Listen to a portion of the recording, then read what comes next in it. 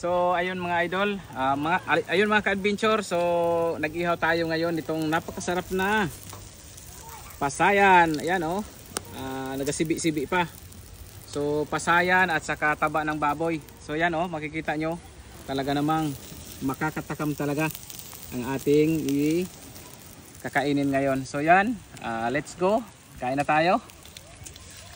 Parang ako pa lang natatakam na ako eh. Medyo mainit siya. So lagyan mo natin ng kunting sabaw. Yan. Suka at saka tuyo pang nilagay namin. Napakaanghang na itong sili na to. Try natin. Medyo mainit. Harap.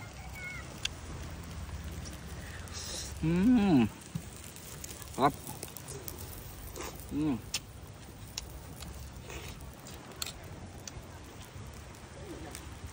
Lukon.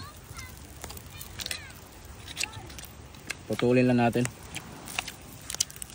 Yan. Yan laman nyo.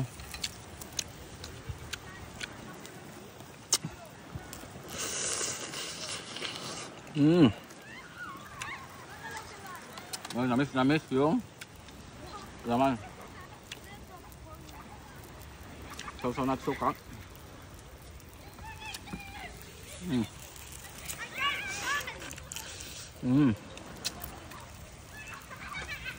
Sarap. Tapos yung taba ng baboy. Mainit. Ano?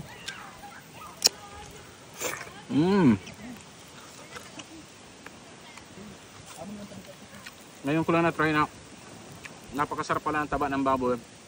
Meron kang tugpo.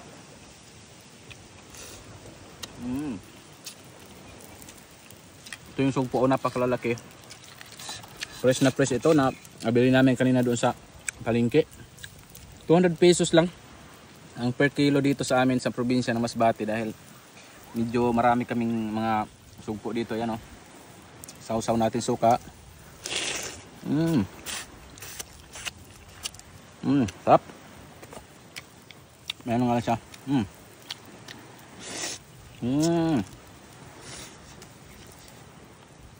Tapos kamatis. Sarap. Kahit walang kanin, napakasarap talaga nito ka-adventure. Tumutunog.